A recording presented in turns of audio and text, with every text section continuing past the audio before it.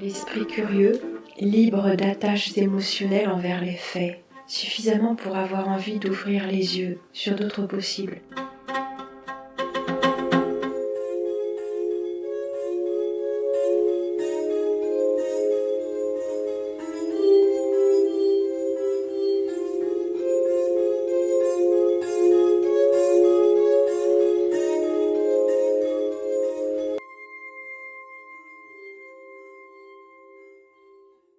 Une très très belle journée là-haut sur la montagna, un ciel magnifique, strié de blanc, blanc comme neige. Oui, je me réserve d'en reparler. Je vous ai remarqué que je ne parle quasiment que de ça ces derniers temps. C'est vrai, parce que c'est la réalité la plus tangible que j'ai sous les yeux. Je me pose toujours la question de qu'est-ce que c'est. Bon, non, en fait, on n'est pas là pour ça. Vous vous souvenez bien évidemment de notre cher Oao, avec qui... Bonjour Oao. Enchanté tout le monde. Avec qui nous avions regardé l'invasion de Los Angeles et avec qui nous avions visité la forge aux plantes. Alors, je vous en dis pas trop plus pour l'instant sur tout ce qui est en cours, de très jolies choses, mais j'avais envie d'un petit entretien avec toi, Oao. Oui. Et d'ailleurs, je ne sais pas sur quel sujet sera cet entretien. Voilà, je trouvais ça beaucoup plus amusant parce qu'on a eu des conversations absolument extraordinaires ces derniers temps et pas de possibilité d'enregistrer à ce moment-là. On s'est dit, on aurait vraiment dû l'enregistrer parce que si on reprend ce qu'on a dit, il y a cette perte de spontanéité et puis on réessayera de toute façon. On réessayera. Mais voilà, je te prends de court, Oao, et ça fait un moment que je parle souvent de ça. Qu'est-ce que la réalité, bien sûr? Oui. Et ce que nous avons sous les yeux, il y a différentes façons de l'analyser. Pourquoi je parlais des traînées dans le ciel? C'est parce qu'on dit, oui, il y a du bore, de l'aluminium, du barium, tout ça. Mais moi, je ne peux pas le vérifier. Et c'est toujours ma question. On ne peut pas le vérifier, à part si on se fie aux quelques chercheurs indépendants qui les ont analysés. Voilà. Alors, si indépendants ils le sont. Oui, et moi j'ai rien vu je suis pas encore tombée comme sur le graphène par exemple, sur une orgie de preuves. Mais la question c'est, bien évidemment, si de toute façon nous sommes dans une matrice, alors, comme j'aime dire souvent, ça rebat complètement les cartes. En fait, absolument. Tout est vrai, rien n'est vrai. Et si nous sommes dans une matrice, alors quelle importance ? Oui, c'est le combat spirituel, ça, d'une certaine manière. Si on est dans une matrice, je réfléchissais à ça justement, enfin, si on mélange un peu les trucs de Dubé sur la perspective, sur la Terre plate, sur le fait qu'elle soit ronde et plate en même temps, bon ça c'est un sujet qu'on avait abordé ensemble. Et sur lequel on reviendra. Qu'il faut creuser un peu plus là-dedans, quoi. Mais vu que, j'en suis venu à la conclusion, moi, que en fait, nous sommes dans un espace mental, et que dans cet espace mental, y a les lois de la perspective qui rentrent en jeu. Donc, à échelle de petits humains, de notre hauteur au bord de la mer, sur un horizon plat, on voit à pas plus de 5 km. Plus on monte, entre guillemets, plus on peut porter loin. Enfin, on va avoir par rapport aux lois de la perspective, on va moins bien voir au loin parce que c'est loin, on n'a pas un télescope dans l'œil, mais l'horizon s'éloigne. Plus on monte, plus l'horizon s'éloigne. L'as-tu vérifié ? Quand t'es dans un avion, oui. Quand t'es dans un avion, quand t'es en haut d'une montagne, tu vois bien plus loin que quand t'es au bord de la mer.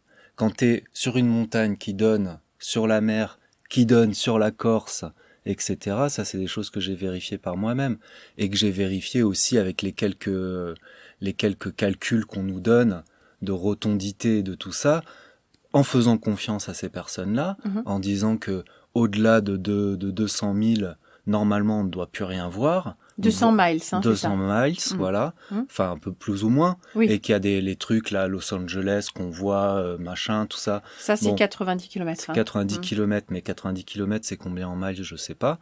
Enfin, bon, voilà. Mais c'est 60, il me semble, non ? La Corse-Nice, c'est 280 kilomètres. D'accord. Alors pour préciser juste, ce que tu es en train de nous dire, c'est que au niveau de la mer, à Nice, tu ne verrais pas la Corse, mais d'une montagne, Si. si tu... alors, ce que je voudrais préciser, Oui. ce que tu semblais nous dire, c'est que à même distance, À même distance. si on est au niveau du sol, notre perspective, en fait, notre point le plus loin Voilà. s'arrête vite, Mm. alors qu'à même distance, plus Plus haut, Notre point focal va plus loin. va plus loin. Voilà. D'accord. Et du coup, pour en revenir à l'espace mental, ben je sais pas comment. Enfin, c'est un truc qui m'est venu il y a pas très longtemps comme ça. Enfin, j'ai pas encore vraiment cerné l'ensemble. Mais si on est dans une matrice et que nous sommes, donc une matrice, donc un rêve, donc il y a plusieurs hypothèses qui peuvent se corréler, quoi. Enfin, matrice n'est pas en opposition avec rêve. Donc on est dans un rêve, sauf qu'on ne sait pas qu'on rêve.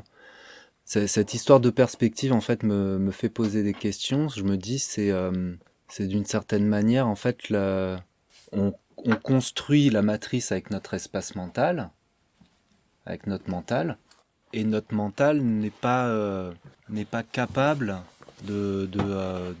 d'imaginer plus que ce qu'il a déjà connu. Enfin, pas pour tout le monde. Ah, Voilà. la Bon. petite faille. C'est la petite faille. Il y a des gens qui y arrivent, des gens qui n'y arrivent pas. Et quand on discutait de ce que je t'avais raconté, que j'étais venu à la conclusion qu'une sphère, un globe à l'infini, donc grand à l'infini. Donc vraiment la notion d'infini poussée au bout, quoi. Au bout, c'est à l'infini. Il a le diamètre du globe est à l'infini. La circonférence du globe est à l'infini. Elle est infinie, pour Infini, dire. voilà, infini. Et une surface plate où dans les 4 directions c'est poussé à l'infini, ça revient à la même chose. On développera ça peut-être un peu plus, Oui. mais du coup, dans ce plan-là, on est dans ce plan-là, et ça me revenait à ces histoires de dimension. Qu'est-ce qu'une dimension ? La dimension, du coup, pour revenir à ça, c'est l'espace mental. Et l'espace mental, c'est notre réalité. On est dans notre propre espace mental. Et du coup, si on ne peut pas imaginer plus que ce qu'on nous montre, bah oui, d'une certaine manière, comme tu disais, il y a des gens d'un avion, ils disent avoir vu la rotondité de la Terre, parce que leur imagination ne peut pas imaginer plus. Mais dès qu'on pousse les limites de l'imagination, notre espace mental grandit. Et c'est là le changement de dimension aussi. D'une certaine manière, j'avais cette image, matériellement, il y a un moment où on ne peut plus monter. Il y a quelque chose, comme la fusée amateur qui stationne à un moment, qui s'arrête, bon, et on ne sait pas ce qu'il y a, on ne sait pas. Moi, je ne sais pas si elle s'arrête comme ça parce que c'est à des hauteurs phénoménales. Elle bute et puis elle s'arrête, hein. Elle est stationnaire. Hein. Oui. Mais pour moi, ça explique pas tout. Il peut aussi qu'il y ait un parachute qui se soit ouvert et que d'un coup, parce que elle monte. Si elle arrivait en bout de course et qu'elle commençait à redescendre, on ne verrait pas le sol se rapprocher. Pour moi. Non, mais elle redescend, bon. Mais ce qui se passe, c'est qu'on entend punk. Oui. Elle ralentit. Et il y a elle était en rotation. Elle s'arrête voilà. Et elle retombe après. Moi, j'ai pas vu qu'elle retombait. Forcément, elle retombe parce qu'ils ont récupéré les images. La suite de la séquence, je crois qu'on l'a. Moi, je l'ai juste vue s'arrêter, et puis après, ça s'arrête, elle continue de pivoter, parce qu'elle monte en vrille. Elle est sur sa lancée. Donc, tu ne vois rien, ça défile, et d'un coup, tac, ça s'arrête, et hop, elle ralentit, et tu commences à revoir le paysage. Mais du coup, en haut, c'est le maximum, matériellement, donc de notre espace mental, et en bas, dans les profondeurs marines, pareil, il y a toujours ce truc. Il y a cette séquence qui est difficile à trouver. De cette vidéo où tu as le sous-marin qui rebondit sur une couche... Alors, on n'a pas la vidéo, on a le récit. Ouais, c'est vrai. Et il y a des images qui sont mises dessus. Et ce gars-là est mort peu de temps après, c'est ça, après avoir... Donc, il y a des témoignages. Dans les profondeurs de notre dimension et dans les hauteurs de notre dimension, il y a un plafond de verre, il y a quelque chose. On ne peut pas aller au-dessus, on ne peut pas aller en dessous. Il y a une membrane. Il y a une membrane. Cette membrane, elle est matériel dans ce monde matériel, mais qui est notre espace mental. Par Ce monde contre, qui semble matériel. voilà, mais qui c'est notre espace mental.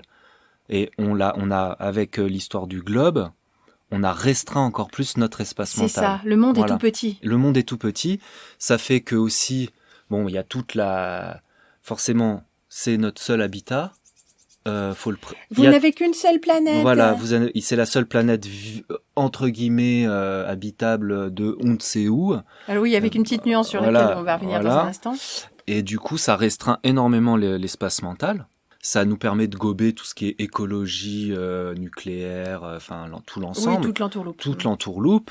Et qu'est-ce que où je voulais en venir. Donc voilà, donc là, faut les gens qui écouteront, faut qu'ils aient déjà les notions de. Moi, je vais citer des personnes. Il y en a, ils seront peut-être pas. Ils aimeront pas cette personne-là ou quoi. Moi, je m'en fous.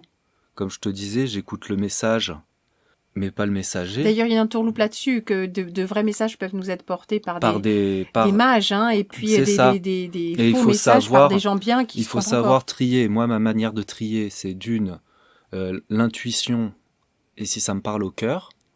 Et la deuxième manière de trier, c'est quand ça bute dans mon cerveau et que je me dis « Ah non, c'est pas possible ». Et là, je me dis « Ah ». En général, c'est notre limite mentale, voilà, notre plafond de verre c'est personnel. Ça. Donc j'ai pété pas mal de plafonds de verre mental assez rapidement, quoi. Du coup, voilà, j'ai deux moyens de trier, c'est le cœur.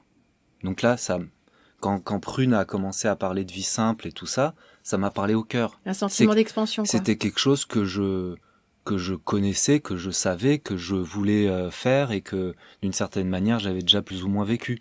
Donc là, c'est le cœur. Quand c'est des concepts mentaux, intellectuels, si ça bute, c'est qu'il y a un problème. Voilà. Donc c'est mes deux manières d'avancer. Voilà. Enfin là, c'est pour ce concept-là, faut être à l'aise avec Sergios, le grec, qui nous propose la vision de la Lune en tant que map. Moi, je m'en fous. Carte. En tant que carte. Carte miroir, c'est ça ? Carte miroir de notre monde. Moi, je m'en fous que cette carte soit vraie ou pas. C'est pareil, il faut être à l'aise avec God Gave Lance. Je m'en fous que cette carte soit vraie ou pas. Faut être à l'aise aussi, celui-là on le connaît pas trop, c'est Jesus Christus qui mange des champignons. Voilà, c'est un Allemand qui a développé certains concepts sur les lois de perspective et tout ça, que l'homme est dans un cube quantique en fait, et que on a du coup le cube quantique, ça m'a fait penser à l'homme de Vitruve, voilà, mais qu'il est pas, on n'a pas les angles par rapport à l'alignement de notre corps. On a un angle, donc une convergence de 4 arêtes devant nous, donc sur les côtés, la perspective, voilà, ouais. Et dessous. Et il montre que voilà, si on est dans ce cube quantique, en fait, voilà, c'est les lois de la perspective qui s'appliquent. Tout converge. Peu importe la grandeur de ce cube quantique, qu'il soit près de nous ou loin de nous. De toute façon, il est mental. Voilà, ouais. Il est mental. C'est notre. Et lui, il mettait, au niveau, bon, ça après à voir, mais au niveau des angles, il mettait spotlight. Donc, en fait, la réalité arrive par là. Et lui, des traductions que j'ai pu faire de lui. Spotlight, point de lumière. Point de lumière, point lumineux. Point lumineux. Et ça, c'est mon côté aussi, je sais pas, qui voit d'autres choses. C'est que des fois, je peux avoir une lumière intense qui s'allume devant moi et qui disparaît dès que j'essaye de le voir. Oui, c'est toujours aux limites de perception, voilà. Ces choses-là. Des fois, je peux avoir des points noirs sur les côtés, tu vois, voilà. Donc, ça me parle aussi, par rapport à mon vécu à moi. Alors moi, je voudrais juste parler d'une chose. Tu parles de quantique, de l'homme de Vitruve, et puis de nos perceptions et de notre espace mental. Déjà, une première chose, je te laisserai répondre après si tu le désires, mais est-ce qu'on pourrait dire que matrice et espace mental, c'est la même chose ? On pourrait. Et la deuxième chose sur laquelle je voudrais revenir, cette boule, ce monde boule, moi, ce que ça m'évoque un peu, je l'ai nommé la sphère de la conscience. C'est-à-dire que, mettons que tu sois sur Terre, Rao. Alors, tu vois pas sous tes pieds, hein. On est bien d'accord, il y a de la matière. Mais si tu regardes devant toi, tu tournes la tête sur le côté, tu regardes en haut, tu regardes derrière, tu vas porter, mettons, ton regard va porter, je dis n'importe quoi, mais ton infini sera à 5 km par temps clair. 5 km dans tous les sens. Sur une surface plate. C'est pas mon propos pour Ouais, l'instant, ouais. parce que comme j'ai dit, on peut pas voir sous nos pieds, Ouais. mais c'est une analogie, tu vas certainement comprendre où je veux en venir. Partout où tu regardes, tu vois pas plus qu'à 5 km. C'est ça. Si tu étais sous un lac de glace, ou je sais pas quoi, ou que tu flottais, tu verrais à 5 km. Partout dans toutes les directions. 5 km dans toutes les directions et toutes les dimensions, qu'est-ce que ça te donne? Une sphère de 5 km de rayon. Voilà. Et c'est ça que j'ai appelé la sphère de la conscience. Transpose-la dans tout ce que tu peux appréhender. Ah, tous trans. Ah, c'est des traînées chimiques. Non, le gouvernement veut notre bien, tout ça.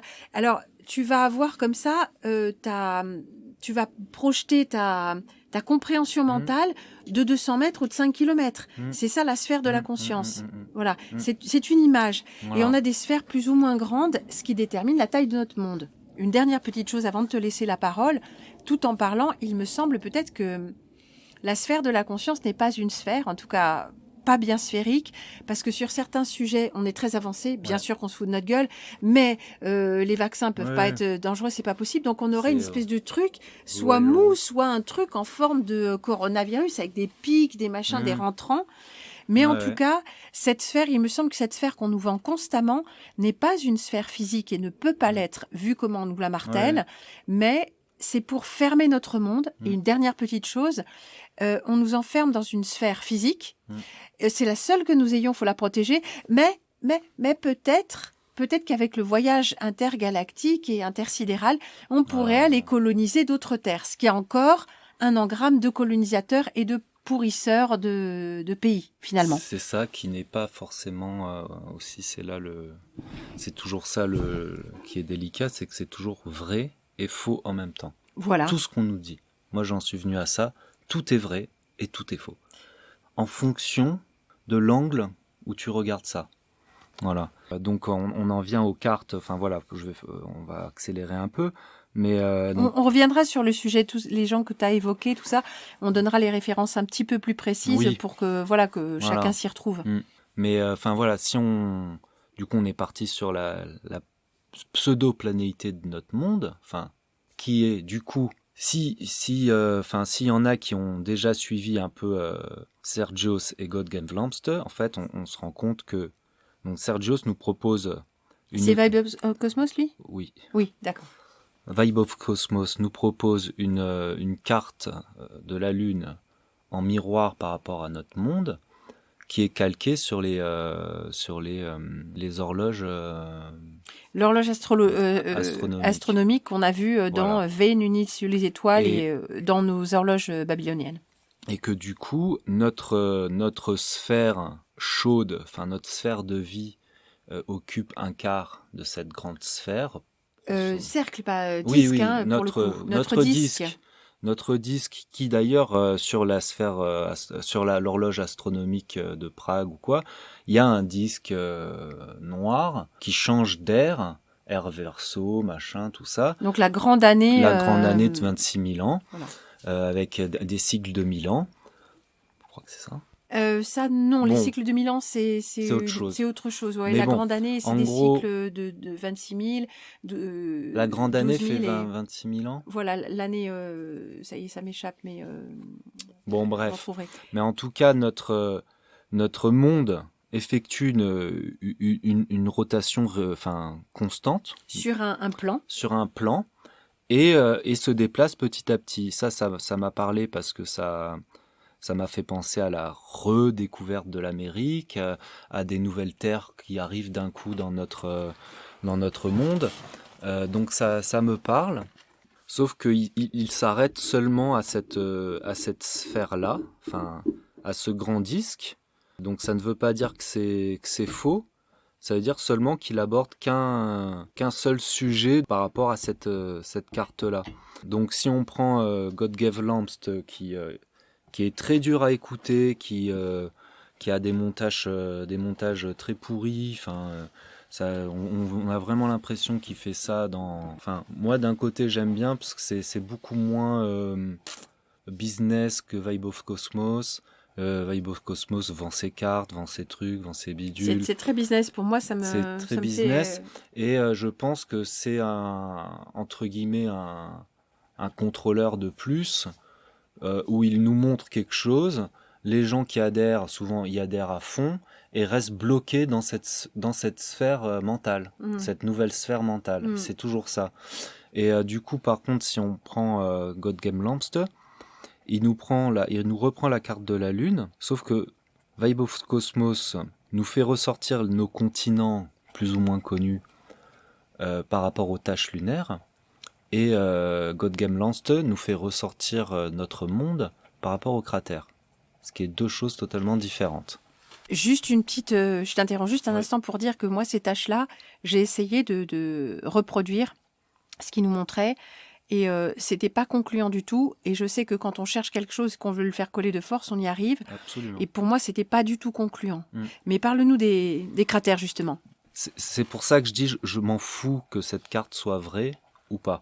Comme God Game Lamps, je m'en fous que sa carte soit vraie ou pas. Moi, c'est le concept qui m'intéresse. C'est le processus. Le processus ou le concept de qu'on est sur un grand disque et qu'il y a un petit disque qui pivote par rapport à l'axe central, donc voilà, et qui va se déplacer au fur et à mesure des airs. Ça m'évoque, dans l'agriculture, il y a toujours la jachère. Donc si nous sommes nous sommes des esclaves, des robots biologiques, tout le monde travaille, tout le monde bosse, machin. On exploite, jamais en paix. On nous laisse jamais en paix, on nous vole notre énergie, on exploite la terre. On nous vole la terre, on nous vole l'eau. Hein. On nous vole tout. Bon, ça, on en verra ça plus tard, le soleil. Mais bon.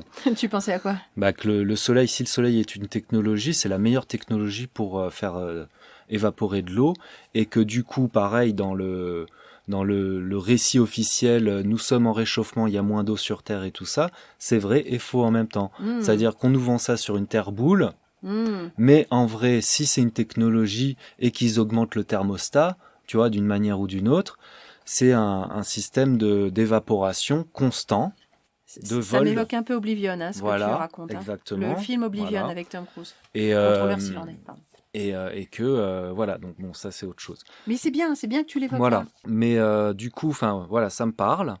Le système de rotation par rapport aux horloges astronomiques calquées sur les airs, par rapport au système de jachère, donc qu'il y a un moment on peut plus exploiter une terre, et ils nous disent tous, oui c'est la fin, on va passer à l'électrique. Donc là j'étais chez un ami, France Inter, la plus grosse industrie française de métal va passer tout en électrique. Plus de charbon. Ils ont déjà une consommation d'une demi-centrale nucléaire, ce qui équivaut à la moitié de la ville de Marseille.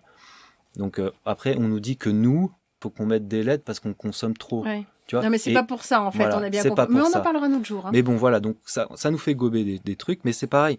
Enfin, si c'est un système...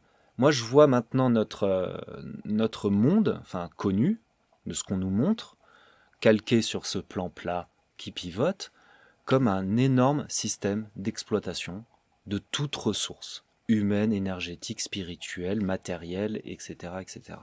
Ce qui nous renvoie à ce qui est montré dans Il n'y a pas de forêt sur Terre, qui ne parle pas que des forêts, mais qui parle de tas de concepts que même quand je les ai traduits, j'ai pas pu les intégrer tellement c'était gros. Hein, que je peux vous encourager à revoir d'ailleurs. Avec tout ça, moi, ça m'a...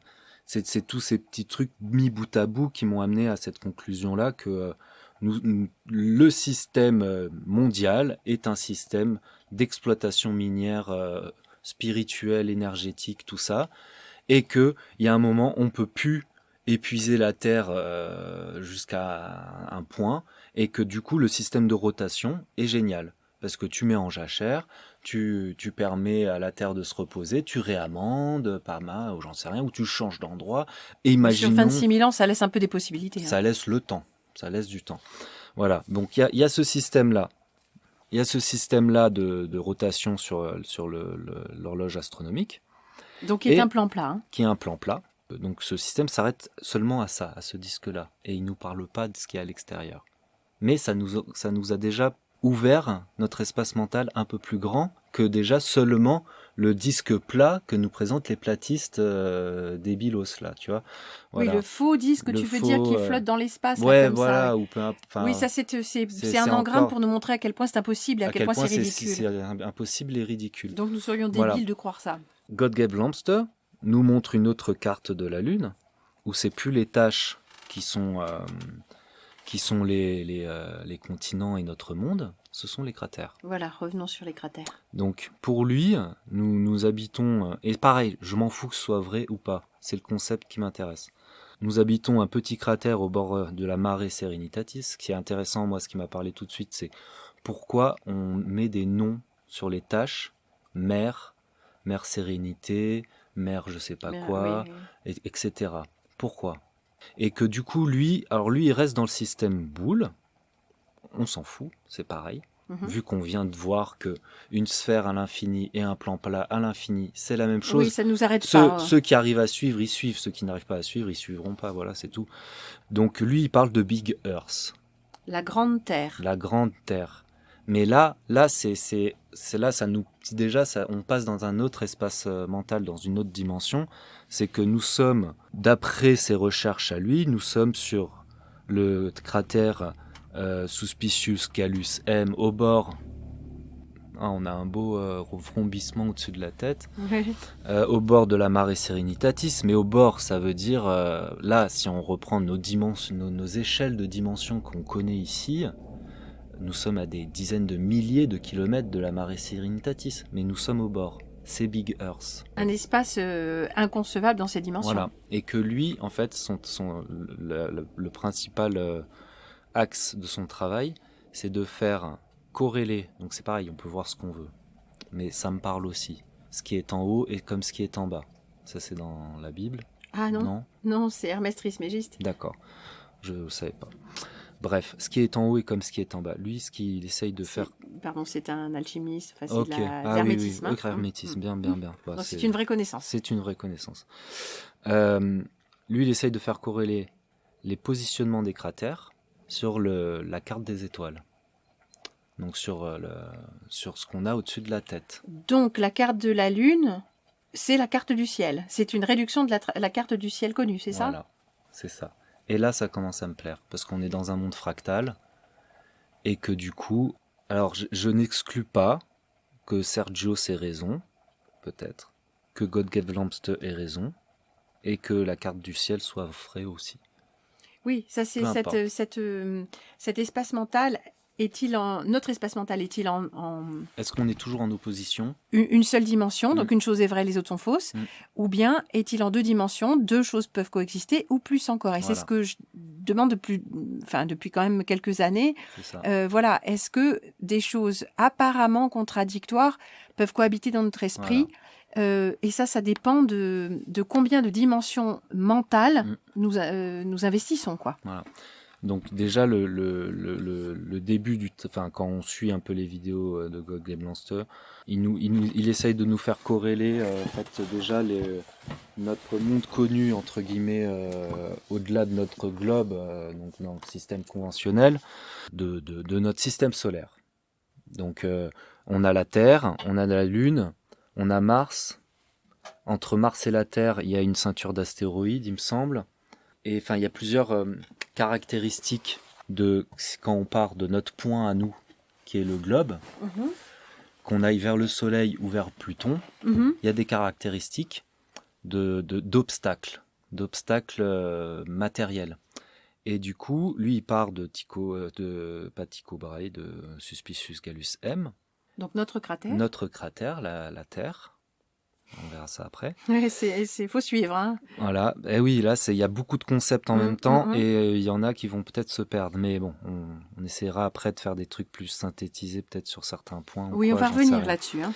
Mais du coup, il part de notre Terre et il essaye de trouver, par exemple, entre la Terre et Mars, cette ceinture d'astéroïdes qui nous disent astéroïdes, mais qu'est-ce que ça pourrait être sur la Lune ? Sur la Lune, ça serait une montagne, enfin une cassure, enfin un truc dans le genre. Et il essaye de faire corréler comme ça sur son plan à lui, des caractéristiques. Et donc il replace Mars, il replace Vénus, il replace tout ça.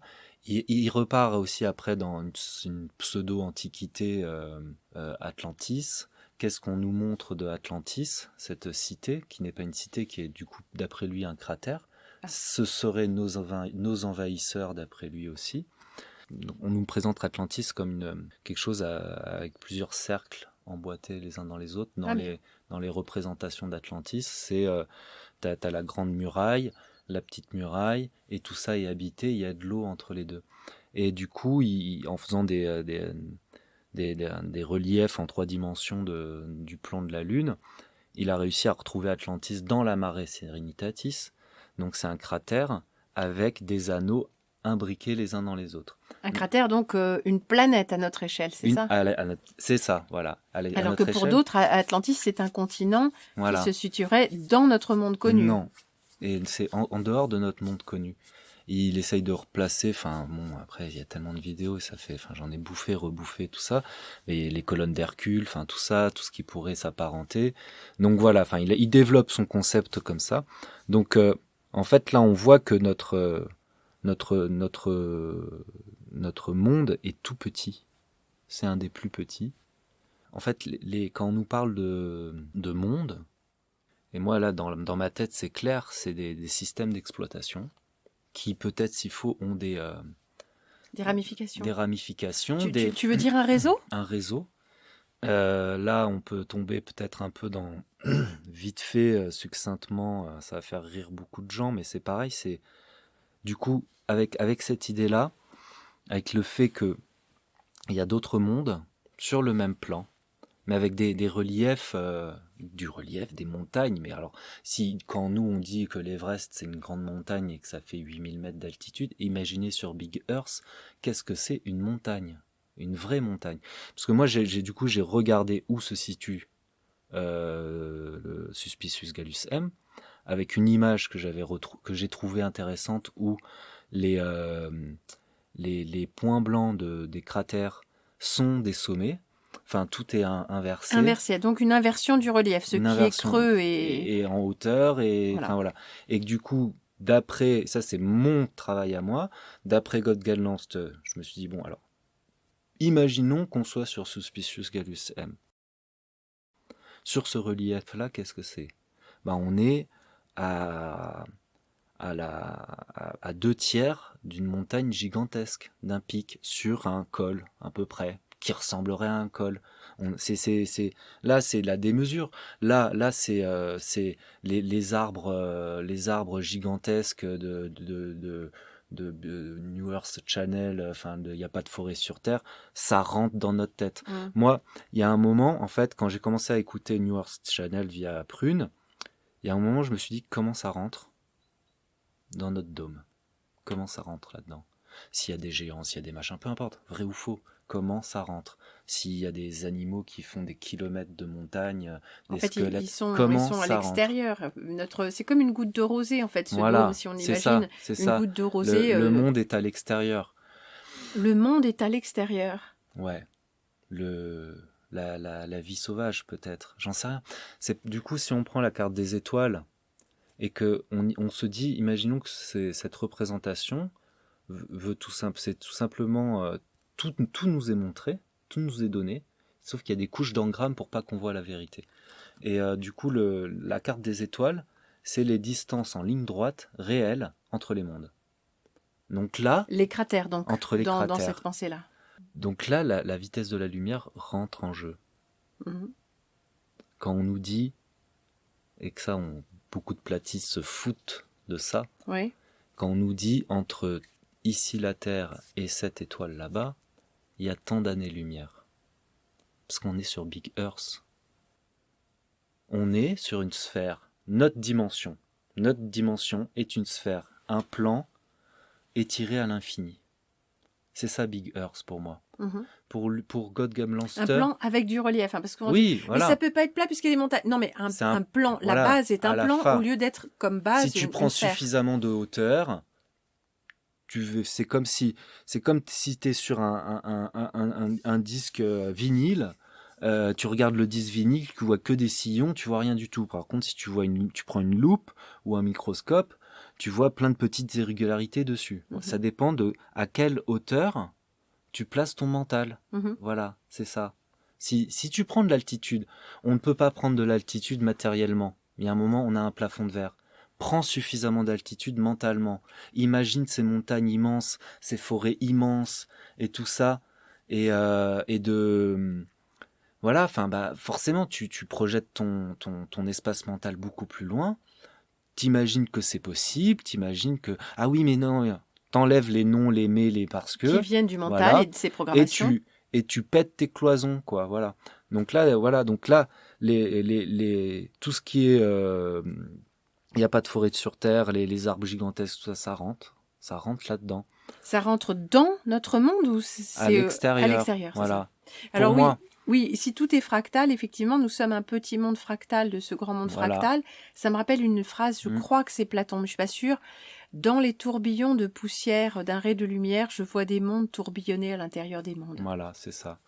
Et du coup, oui, il est fort probable que sur Terre, on ait eu des arbres de 10 000 km si notre dôme magnétique ou énergétique le permet. Mais si on se place sur Big Earth, c'est peut-être pas des arbres de 10 km, c'est peut-être des arbres de 10 000 km ou de 100 000 km, des montagnes gigantesques. Et on avait parlé des mers, Mare Serenitatis et tout ça. Dans le film là que tu me disais, c'est pas une montagne, c'est une vague. Oui, Voilà. c'est dans Interstellar. Interstellar, ils arrivent sur une planète et ils voient au loin une chaîne montagneuse.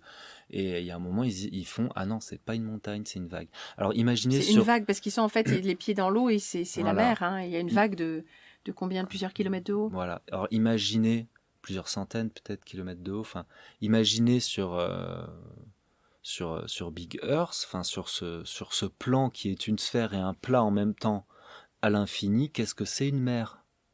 Voilà. Je pense que même notre mental ne peut pas le concevoir. Enfin, si, plus ou moins, mais c'est démesuré par rapport à ce qu'on connaît. Une vague de 10 mètres ici, c'est énorme, ou de 100 mètres, c'est énorme, mais là, sur Big Earth, c'est autre chose. Donc alors pour conclure, on pourrait dire qu'il est extrêmement difficile pour notre mental, toujours pour lui, de faire le lien entre la réalité apparente que nous avons sous les yeux là autour de nous, hein, la sphère de la conscience, hein, ce qu'on peut voir, ce qu'on peut expérimenter, et cet espace mental à l'infini, puisque par définition, l'infini est une notion qui échappe au mental. Voilà.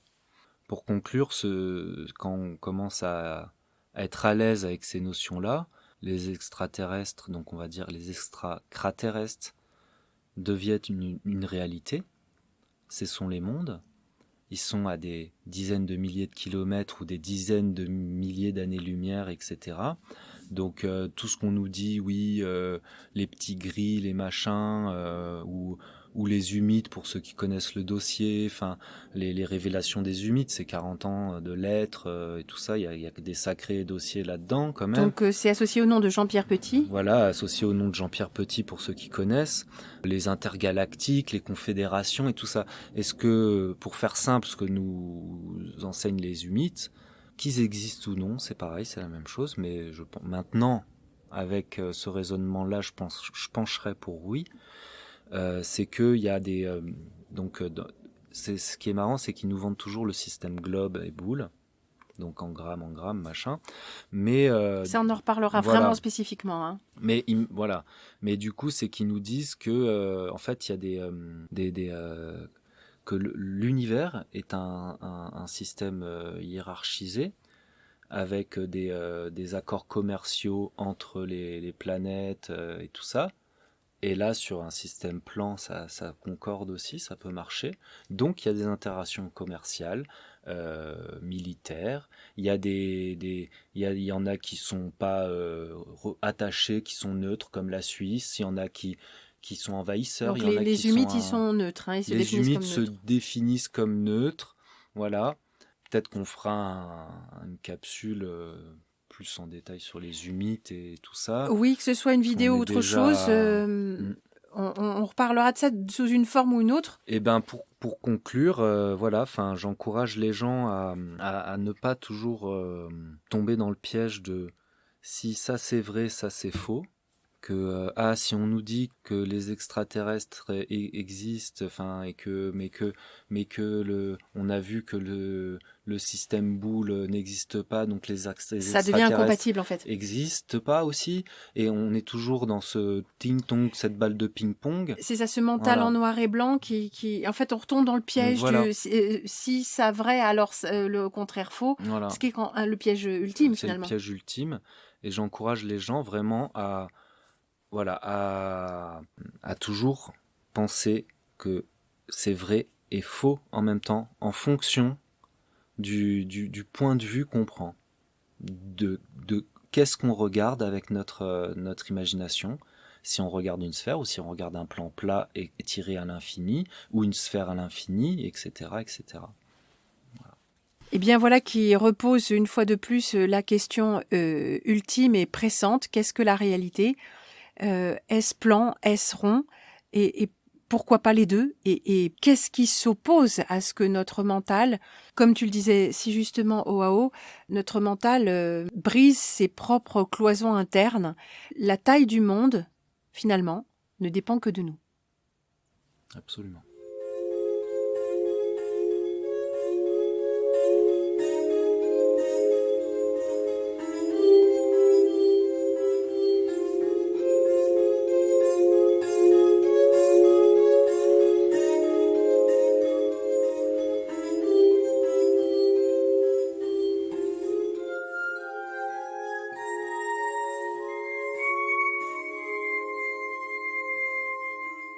Si on est dans un espace mental et que notre réalité dépend de notre capacité d'imagination, la question c'est pas qu'est-ce qu'il y a derrière notre monde, c'est que voulons-nous qu'il y ait derrière.